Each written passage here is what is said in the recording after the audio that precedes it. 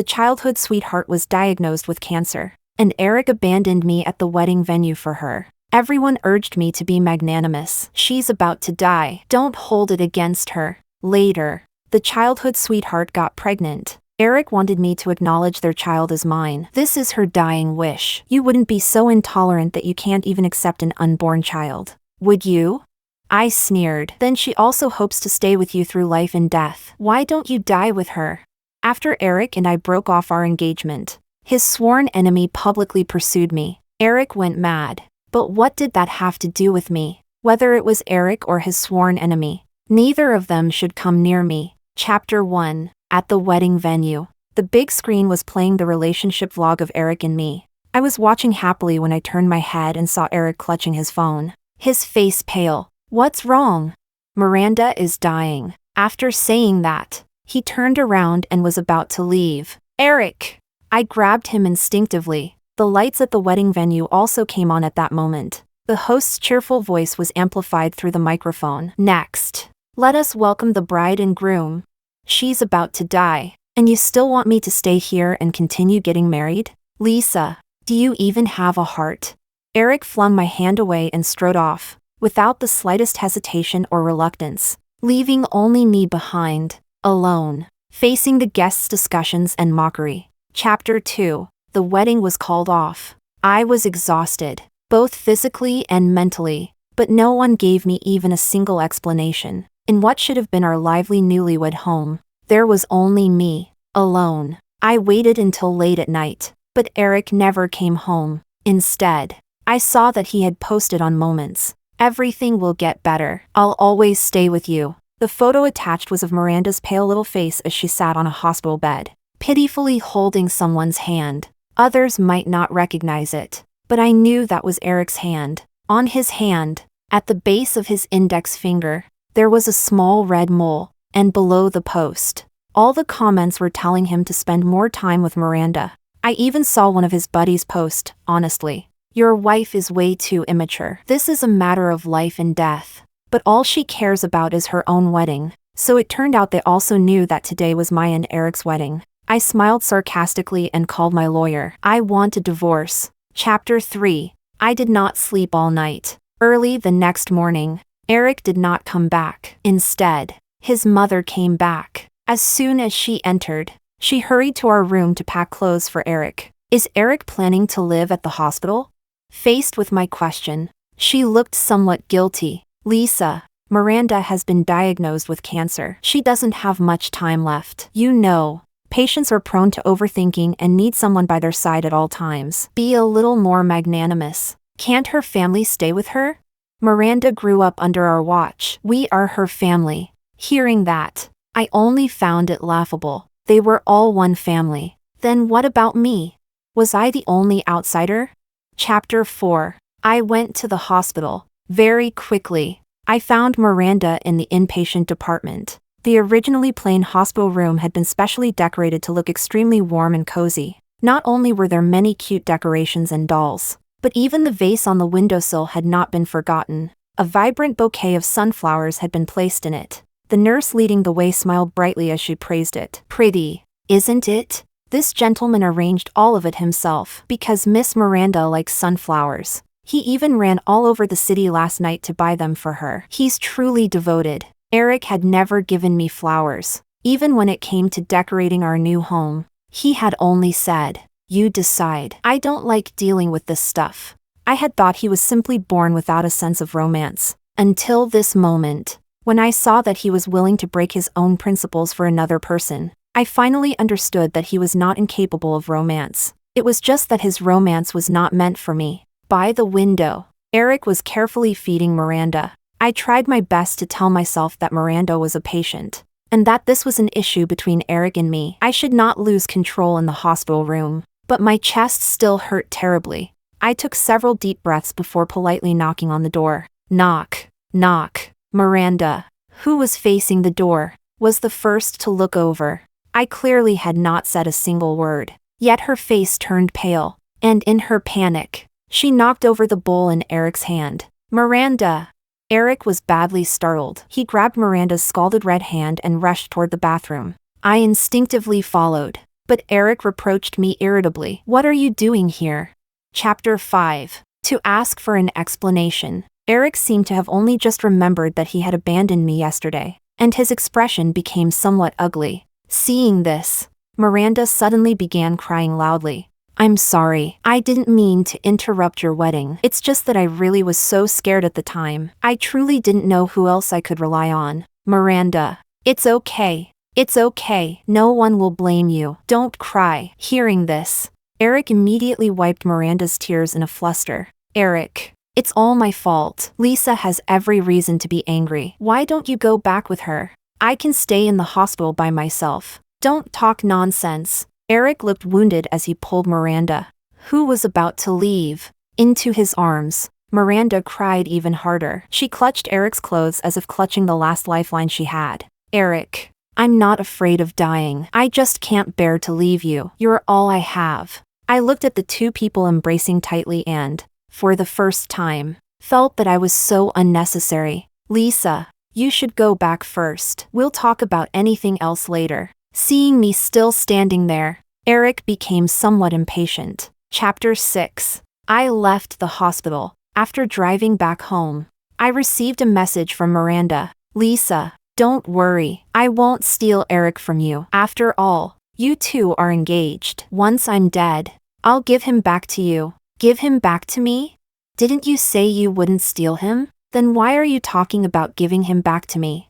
You know that's not what I mean. I just don't have much time left. And I want to be selfish for once. Just let me have him for the last stretch of my life. You two still have so much time together. It's only a tiny bit of time you're giving me. Are you really going to fight a dying person over even this little bit of time?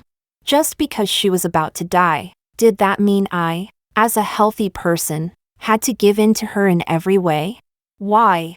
Originally, I did not want to get angry at a patient, but Miranda provoked me again and again. I was about to curse her out on the spot, but Erick's call came first. Lisa, I already agreed to marry you. What exactly are you still dissatisfied with? Does humiliating a patient make you that happy? I didn't. Miranda cried until she passed out. And you're still lying. Lisa, you've changed. The you now feels so unfamiliar to me. Am I the one who changed? Erick fell silent. Just because I'm still alive and healthy, even if I'm abandoned at my wedding and my husband runs off to accompany another woman, I'm not allowed to feel hurt or sad. Is that it? That's not what I mean. Then what do you mean? Say it. Erick did not answer. He hung up in a panic. But before he hung up, I heard Miranda say on the other end of the phone, Erick, it hurts. Chapter 7. I wanted to divorce Erick. When Miranda was alive, I could not win against her. Once she died, I would only forever be unable to compare with a dead person. After all, the dead become more and more perfect because memories beautify them. However, while I could get divorced, I could not let Erick off cheaply. After all, I had paid half the money for this house. The renovation had also been paid entirely by me, and I had put in the effort to decorate it little by little. Hello, MS. Lisa, I'm Zoe, the lawyer you contacted yesterday. Very soon, the lawyer I contacted came to the door. When Erick abandoned me at the wedding venue for Miranda, the thought of divorce had already taken root in me. Regarding the divorce, I will fully represent you in negotiations with Mr. Erick and will definitely fight for more benefits for you. Please don't worry. Okay, I nodded. Zoe, I still have one question. Go ahead. I have receipts and lists for every expense during the renovation. Now that we're divorcing, are these things mine to dispose of? Of course. The lawyer gave me a definite answer. I smiled and directly called one of the renovation workers from before. Come to the house and smash everything that was installed before. I found anything Erick had used dirty. Chapter 8. There were too many things in the house, and it took the workers 2 days to finish smashing everything. During these 2 days, Erick did not come home. I cut up all the photos of the two of us, leaving only Erick's half. Because the commotion was so huge, many neighbors began discussing it. I ignored all of it and directly rented an apartment to stay in temporarily. And Erick, who had disappeared for several days, finally learned everything that had happened over the past 2 days through the divorce lawyer and the neighbors. I did not answer his calls, so he sent me a pile of questioning messages. I knew it was time to go back. Chapter 9. When I went back. Erick was standing in the house that had been smashed into a complete mess. His face livid. Lisa, what kind of scene are you making now?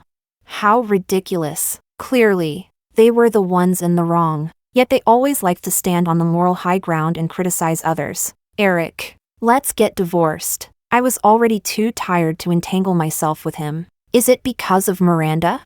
I did not speak. I only looked at him. I've already said it. Miranda is sick. Cancer. She doesn't have much time left. Do you really have to hold it against someone who is about to die?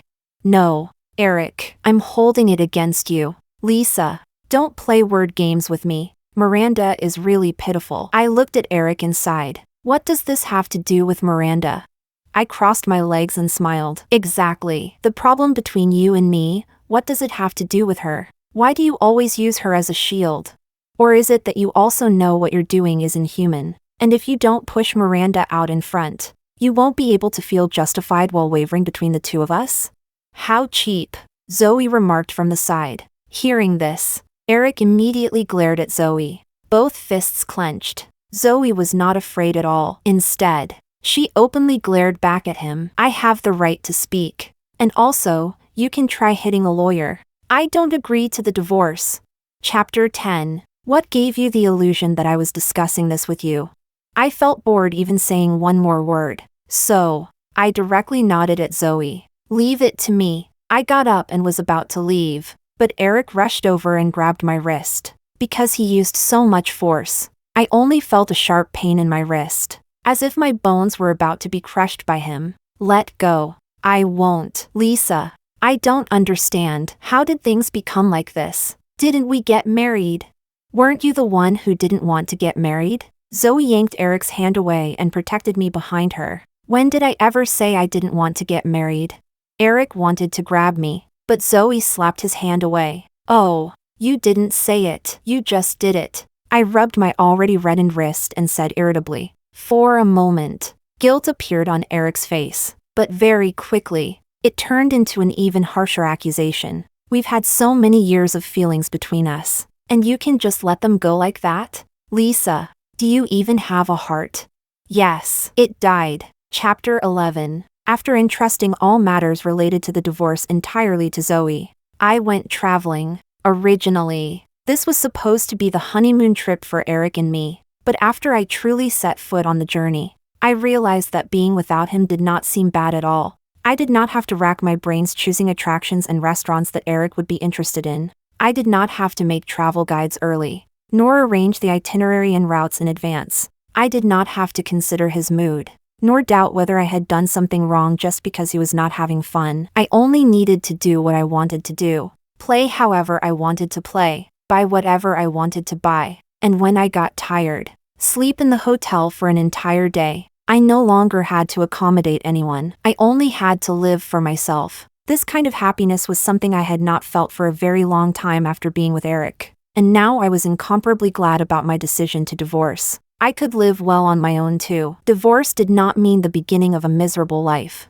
This was a rebirth. On the night before the end of the trip, I received another call from Erick. Lisa, you can't treat me like this. Were all these years of feelings between us fake? The man's voice was full of pain. Chapter 12. I knew Zoe's methods. I supposed Erick had been pushed rather hard by her. It was just that. You're using Miranda's phone to call me?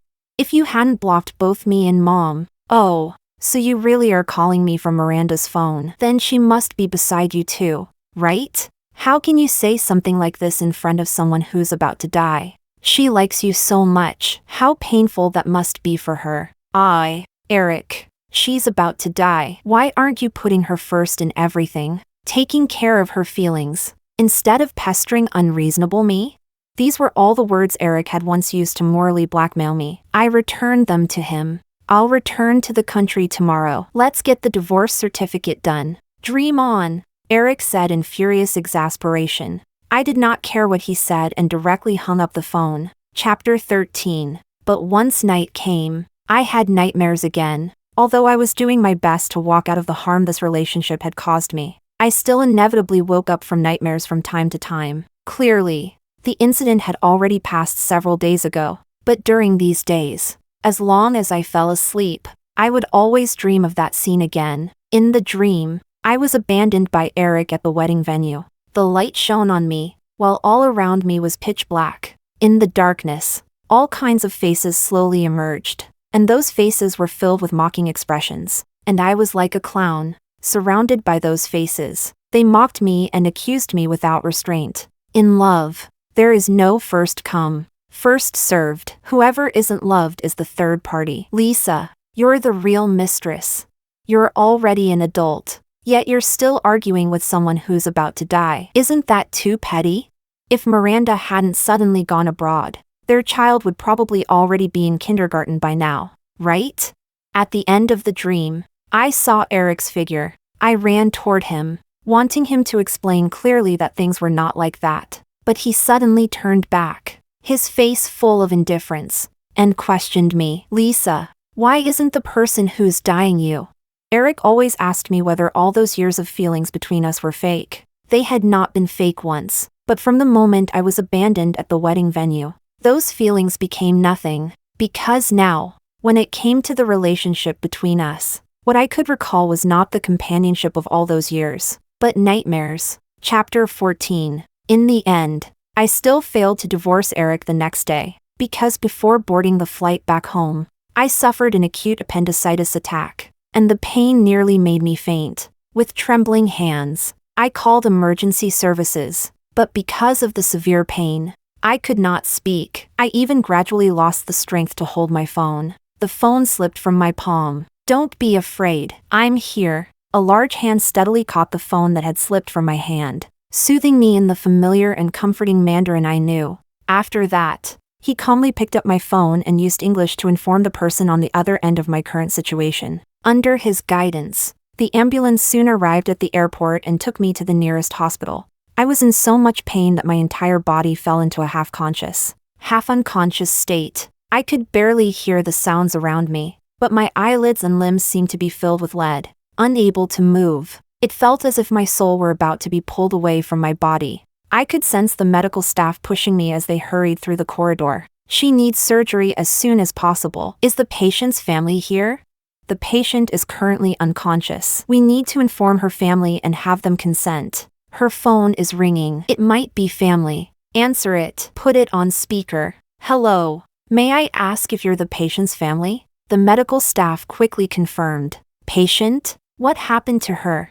It was Erick's voice. The medical staff quickly explained the situation. I thought that at least at this moment, any human being would know what to do, but I never expected that on the other end of the call, Erick would actually let out a cold laugh and say, Lisa, beg me not to divorce you, and I'll agree. Chapter 15. The medical staff could not understand Chinese, but I was so angry I almost laughed. If I weren't fucking barely conscious, would it even be your turn to agree or not agree? Were your eyes useless? And your ears useless too? Couldn't you understand what the doctor meant by unconscious? And you want me to beg you? I'd rather beg you to hurry up and die. Perhaps because I was too furious, I actually forced my eyelids open. I'll sign. Tell him to get lost. I struggled to climb up from the hospital bed and used the last of my strength to sign my name on the surgical consent form. Because of the severe pain, the characters I wrote were crooked and twisted, but I still instinctively straightened my back, even though doing so made it hurt even more. No one should ever think about interfering with my life again. Chapter 16. After the surgery, I was pushed into a hospital room. Not long after, I heard a knock on the door. Please come in. I thought it was a doctor or nurse coming to make rounds, so I did not pay much attention. But no matter what, I never expected the person who came in to be a tall man holding fresh flowers. He seemed a little familiar. You seem to have gone to the wrong room, I reminded him, unexpectedly. After hearing this, the man gave a soft laugh. No mistake. I came specifically to see you. You are? While slowly walking into the hospital room, the man introduced himself softly. At the airport, the one who helped you make the phone call. At the time, I had been in too much pain and had no energy to pay attention to what the person who helped me looked like. After his reminder, I I thought back carefully and only then dared to confirm that the person in front of me was indeed the man from the airport. After all, although I had not seen his face clearly at the time, I still remembered his voice. "It's you. Come to think of it, I haven't had time to thank you yet." "Thank you. You're welcome." The man nodded politely, then placed the large bouquet of flowers at my bedside. It was a large bouquet of brilliant sunflowers. "Thank you. Sunflowers symbolize rebirth. Congratulations on escaping the sea of suffering." Lisa, escaping the sea of suffering. Those were not words that should be said to a stranger who was a patient. Unless you know me?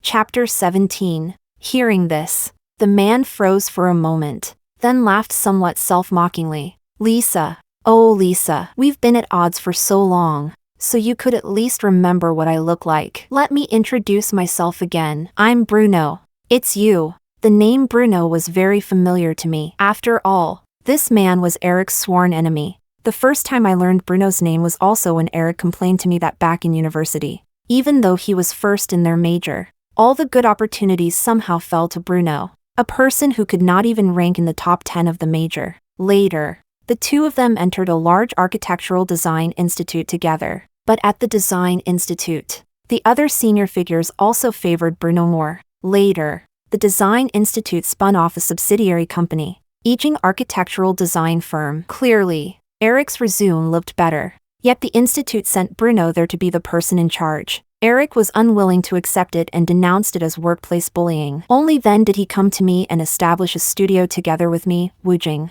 Of course, all of this was what Erick himself said. Because of that, I had even thought more highly of him, feeling that he had backbone. Because our business overlapped heavily with Yijing's, Erick had always regarded Bruno as his biggest competitor. In order to beat Bruno, whenever there was a project, Erick would force me to bring out 1000% of my creativity and effort to make the project proposal. Because of this, I often only slept 2 or 3 hours a day. When there were not enough people for a project, I would go conduct field investigations alone. One time, while doing field research, I slipped and fell into a river in a deserted suburb. In the freezing winter, the bone-piercing river water submerged me. I dragged myself back to the bank with the last breath I had. Shivering, I groped my way back to the car and called Erick, wanting him to come pick me up. That was the first time I felt helpless and afraid. But he said, "Lisa, the project is at a critical moment. I can't leave. Can you be a little stronger?"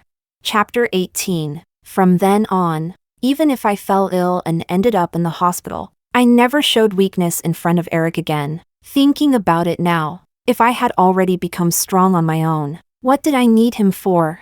If there was anything to blame, it was that when I met Erick, it happened to be when I was at my most fragile. So a tiny bit of gentleness was enough to make me devoted to him for so many years. At that time, my parents had wanted to come from our hometown to celebrate my birthday with me, but their car had an accident on the highway. The two of them died on the spot. I did not even get to see them one last time. I forced myself to hold back my grief and handled their funeral arrangements properly. I filled my time with work and studies, refusing to think about how I would be alone from then on. More than half a year passed like that, and I thought the wound in my heart had already healed. But when I passed by the display window of a cake shop and saw a cake exactly like the one my parents had chosen for me, I still broke down. I sat on the street without any regard for my image and cried like a wronged child. In the past, my parents would have comforted me, but now the people who could wipe away my tears were no longer there. And Erick appeared at that very moment. He slowly crouched down in front of me and patiently handed me tissue after tissue. Only after letting me vent everything did he comfort me softly. "It's okay, everything will get better." After that, I encountered Erick several more times. He was still gentle and patient. At least during the first 2 years we were together, we truly had many beautiful memories, until we became partners and founded the studio together. As if something began to change. Chapter 19. Hello, Mr. Bruno. Nice to meet you. Thank you for helping me. I politely extended my hand and shook his. Bruno smiled good-naturedly. "Miss Lisa, seeing you really isn't easy." Project bidding was usually handled personally by Erick, and because making proposals exhausted me too much, after the proposal was usually finalized, I would take turns resting with the project members. so I rarely had the chance to appear in front of others and meet peers in the industry. Mr. Bruno, you didn't come today just to deliver flowers, did you? Bruno did not answer my question. He slowly paced to my side, braced one hand on the hospital bed, leaned down slightly, looked into my eyes, and tempted me. Lisa, do you want to try being with me? A woman who dumped Eric chooses you instead. What? Is your vanity that eager to be satisfied? How do you know I'm not sincere? Even if you are sincere, does that mean I have to accept? Don't you want revenge on Eric? I do, but I have thousands of ways to take revenge on him. Using a man to provoke him is not within my consideration. I'm someone born stubborn as a mule. I like fighting head-on by myself. Bruno seemed not to have expected me to say that. After a long while, he finally let out a soft sigh and said, I underestimated you. After saying that, Bruno was about to leave. This time, however, I took the initiative to call him back. Mr. Bruno, although I'm not interested in being with you, I'm very interested in the work in your hands. Hearing this, Bruno turned back in some surprise. Does Yijing still need people? What makes you think Yijing would hire you? Because my proposals stole your bids 3 times. Bruno laughed. This time, he laughed sincerely. He quickly walked to my hospital bed, reached out, and shook my hand. Miss Lisa, happy cooperation. I'll wait for you to return home and join us. Chapter 20. Because of the acute appendicitis surgery, my return trip home had to be temporarily postponed. During this period, I entrusted Zoe to help handle my resignation on my behalf. Eric changed several phone numbers to call me, but I hung up and blocked every one of them. In the end, he actually went to the police, forcing the police to contact me by phone and tell me to have a proper talk with Eric. Lisa, how dare you resign? I won't agree. Eric did not even wait for the police to finish speaking before snatching the phone and shouting, Eric, have you forgotten? I am a partner of the studio, not your subordinate. Whatever I want to do does not need your approval. Even if you're a partner, you can't just resign like this. Which law says that? Eric was choked speechless by me. Only after quite a while did he manage to squeeze out a sentence. The studio's resignation process stipulates that resignation must be submitted 1 month in advance. Company rules do not have legal force. Are you so determined to leave? Why? Haven't I treated you well enough? Which major project of the studio didn't I let you take over? After Eric finished speaking, I finally could not help laughing. So people could actually be shameless to this extent. Why am I leaving? Don't you know? You could abandon me at the wedding venue and run off with someone else. Who knows if one day you'll take the studio and run away too. Then kick me out? I did not give Eric a chance to speak and directly interrupted him. As for the studio's major projects, it's not that you let me take them over. It's that only I could take them over. Because you're a coward. You were afraid you would lose if you took them over yourself. Since you couldn't afford to lose, you transferred all the pressure onto me. If we won, it was because of your excellent leadership. If we lost, it was because my ability wasn't enough. But Eric, was I the one whose ability wasn't enough? Stop flattering yourself. Treating me well? Bah. You. And you still ask why I insist on leaving. If I don't leave, should I stay to carry you lot of useless chickens and dogs to heaven? I'm not a bodhisattva. Lisa, don't go too far. Hurry up and sign the divorce agreement. Otherwise, I'll let you see just how far I can go. Mr. Eric, you wouldn't want people to know the true financial situation of that studio of yours after we split up, would you? After saying that, I directly hung up the phone. I knew that even if Eric did not want this divorce, he had no choice but to go through with it. Chapter 21. No matter what, I never expected that after returning to the country, the first person I saw would not be Eric, but Miranda. Even though I had clearly blocked her, she still managed to find me. She asked me to meet downstairs at the hospital. The first thing she said when she saw me was, I'm pregnant with Eric's child. It had only been a little over 20 days since the wedding day. Eric kept shouting that he did not want to get married. Yet he had already rolled into bed with his childhood sweetheart long ago. He was truly disgusting to the extreme. Is that so? Congratulations. Do you need me to book a proctology appointment for you in advance?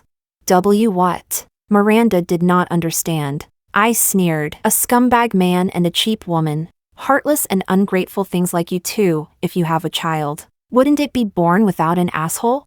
You. Miranda's face turned bright red with anger. You came here asking to be cursed out. Yet you didn't even prepare yourself mentally. What? Were you expecting me to be polite? How can you be so lacking in manners? Miranda's chest rose and fell violently, but she could not find a single word to refute me. In the end, she could only grit her teeth and say, whether you believe it or not, I never thought about making you two divorce. Don't tell me you were planning to wait until you died and then make me raise your child for you. I thought you were merely lacking manners. But after all this, it turns out you're outright vicious. Lisa, do you think you're so amazing? If you're so amazing, why can't you even hold on to a man? Only good things are worth holding on to. Anything that can't be held on to is trash. So I'm giving it to you as charity. You, Miranda. Although I don't know exactly what you came to me for, the moment I saw you, I confirmed it. You're truly pitiful. I'm pitiful? What's pitiful about me? Erick is now full of me in his heart and eyes. In the future, he will also love our child. Even if I die, there will always be a place for me in his heart. Have you asked the doctor? What price will you pay if you want to give birth to this child? Miranda's face abruptly turned pale. Clearly, she knew that this child might make her already limited life even shorter. You keep saying Erick loves you. If he really loved you, he wouldn't have let you get pregnant. Whether you decide to abort this child or give birth to it, the only person who suffers is you. How much is his affection, his longing, worth? You don't understand. I don't understand. How little must you value yourself if you insist on using a man and a child to confirm your worth? Instead of believing in a man, you might as well buy a growth fund for the child while you're still alive. After all, who knows if, in the future, some other person might sleep with the man you love and beat the darling treasure of your heart. When I left the hospital, Miranda was sitting soullessly on a bench downstairs, unable to come back to herself for a long time. Speaking of which, what exactly had Miranda come to me for? Forget it. It was not important anymore. Speaking of which, I really had to thank her. Not long after I left the hospital, the silk banner I had ordered arrived. On the red velvet fabric, the large golden characters were extremely eye-catching. Thank you, Ms. Miranda, for sacrificing yourself to save others and bravely winning the scumbag man. The shop owner was very considerate and even hung a banner at the hospital entrance, saying it was a complimentary gift for me. Chapter 22. Originally, I thought Miranda would definitely complain to Erick. Erick would definitely come looking for trouble with me again. Brainstem apparently missing as usual, but he did not. He only quietly signed the divorce agreement, then went with me to the Civil Affairs Bureau to collect the divorce certificate. When we walked out of the Civil Affairs Bureau, Erick's face looked very ugly. Lisa, you'll regret this, he said through gritted teeth. Listen to what you're saying. It sounds as if you're already regretting it. Erick's face looked even worse. I did not care what he thought and drove away directly. Chapter 23. That afternoon, I officially joined Yijing design firm. Yijing's team was very young. Although everyone had their own personality, they were all decent people, and getting along with them was very pleasant. Very quickly, I became familiar with everyone, and we slowly developed a tacit understanding in project proposals. To be honest, although rushing projects was still exhausting, it was much easier than when I was at Wujing. After all, many people at Wujing were Erick's classmates or juniors from school. Relying on their good relationship with Erick and knowing they would not be fired, they often slacked off. Not to mention, if I was even slightly stricter, they would think I was using my status as a partner to pressure people and was being unfair. Moreover, with a large design institute backing us, I could learn a lot of things and even receive personal guidance from industry leaders. One of the senior experts even sighed to me. Pursuing novelty in design isn't a bad thing,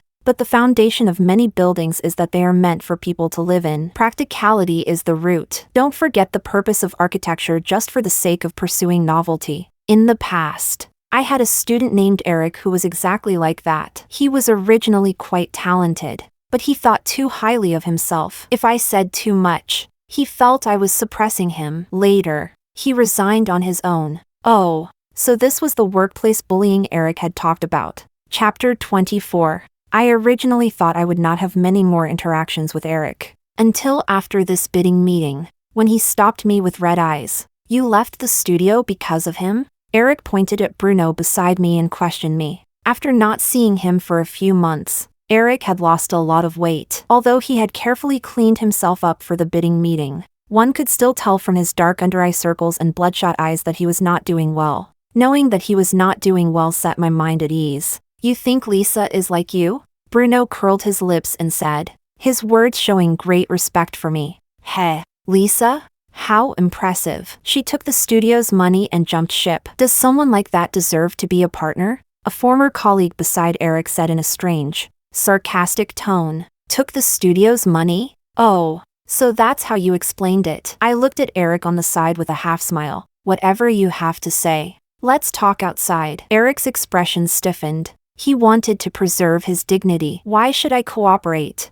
I took away the share of property that belonged to me. Is there a problem? After all, when this studio was first established, not only did I provide 80% of the funds, I also contributed technology as an investment. 80%? How is that possible? The former colleague looked at Eric in disbelief, hoping he would refute it. But how could Eric refute it?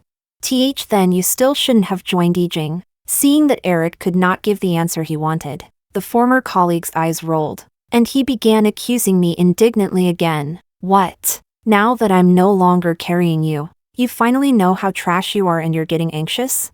What am I anxious about? You really think too highly of yourself. The former colleague was so angry that he stomped his foot. Oh my, our Lisa is capable. Wherever she goes, she can win bids with her own proposals. Not only can she think highly of herself, all of us think very highly of her too. Bruno imitated the other person's strange sarcastic tone and fired back. I calmly glanced at the former colleague and said seriously, exactly. What are you so anxious about? In the future, there will be plenty of days when you fail to win bids. You'll get used to it. Ha ha ha ha ha ha ha. Bruno laughed so hard that he bent over. In the end, it was Eric who fled the venue in a sorry state with the former colleague. Chapter 25. The next time I heard news about Eric was 1 week after Miranda passed away. Bruno, the gossip king, was currently in the office gossiping with me. Tell me, what was Miranda even after? In order to give birth to that child, she suffered a massive hemorrhage and died before she could even glance at the baby.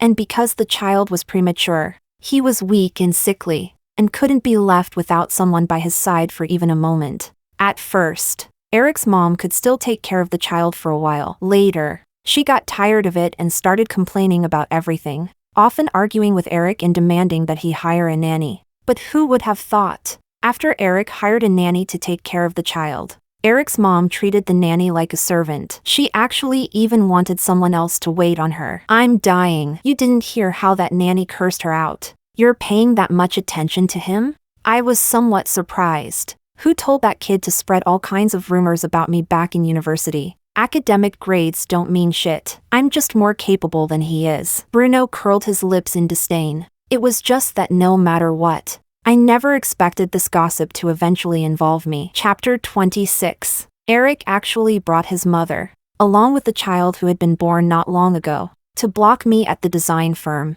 Lisa, I know I was wrong. Now that Miranda is gone too, let's start over. Okay? Eric's mother also chimed in. That's right. Lisa, what married couple holds grudges overnight? Since Eric has already softened his stance, you should come back with us. Looking at these two people, I instantly understood. You too. This is a design firm, not a place where you can freeload a full-time nanny. Lisa, how can you speak like that? Eric's mother was somewhat displeased. After all, I had never spoken to her like this before. You only need to speak human language when you're dealing with humans. When dealing with cheap trash, of course I'll say whatever I want. Eric's mother was holding the child and was so angry she nearly fainted. That's enough. Lisa, I'm already willing to make up with you, and you still can't tolerate a child? This was her dying wish. Can you respect the deceased a little? I sneered. Then she also wished to be inseparable from you in life and death. Why don't you go die with her? There was no point saying more. I directly had security throw them out. Chapter 27. I felt that Eric was still too idle. Otherwise, Why would he always come looking for bad luck with me? It was time to let Erick squat in prison for a while. Previously, after I took away most of Woojing's funds, in order to keep operating, Erick took the studio and signed with another company. But they were hardly honest. They took quite a lot of benefits from the company without being discovered. Although Erick had not actively participated, he turned a blind eye and also received quite a bit of tribute. Back when I was still working at Woojing's studio, I had discovered their methods. If Erick had not stopped me, and if they had not returned the money and been first-time offenders, I would have reported them to the police long ago. From then on, I tightly controlled the company's financial details and never let them exploit loopholes again. They were dissatisfied in their hearts, and even at the new company, they still did not forget to continue smearing me. Originally, I had not wanted to care whether they lived or died, but since they kept jumping around, I might as well deal with them all together. I directly arranged to meet the person in charge of their new company. Over the past year, my ability had been obvious to everyone, and the other party was also willing to do me this favor and have a talk. No one knew what we said. I only knew that the next day, Erick and the others happily received silver bracelets and got into a police car in full view of everyone, never to come out again. I heard it was the crime of embezzlement by taking advantage of one's position. They'll probably have to go to prison and won't be able to get out for a while, Bruno deliberately said in front of me. Oh, I did not react much. Lisa, don't you have anything you want to say? Say what? Erick is already in prison, and everyone has recognized your ability. No one will say anymore that you're with me just to take revenge on that piece of trash. Can't you consider me? Hearing this, I smiled. I will walk toward higher places. Can you catch up?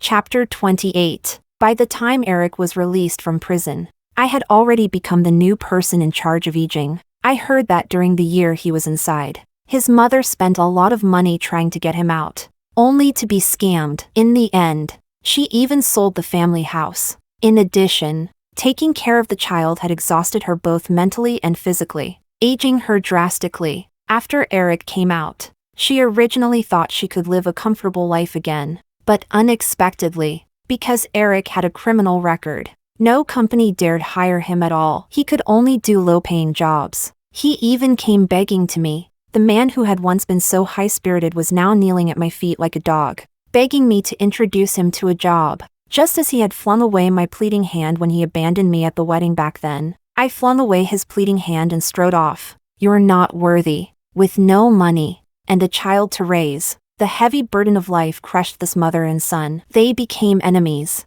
cursing each other every day and even fighting physically. Who knew what kind of person a child could become in such a family atmosphere? If Miranda knew, would she regret it? None of that mattered anymore. What mattered was, I would live better and better.